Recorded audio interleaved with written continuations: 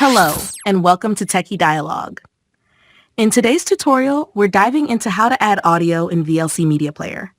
Whether you're syncing audio to a video or experimenting with media files, this step-by-step guide will make the process simple. But before we jump in, don't forget to hit that subscribe button so you won't miss more helpful tutorials like this one. Let's get started. Step 1. Open VLC Media Player.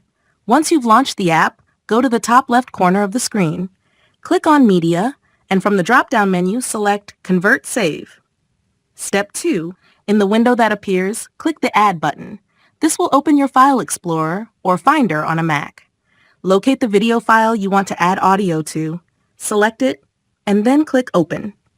Step 3. At the bottom left corner of the window, tick the box next to Show More Options. This will expand additional settings.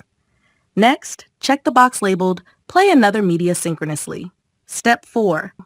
Now click the Browse button next to the Extra Media option.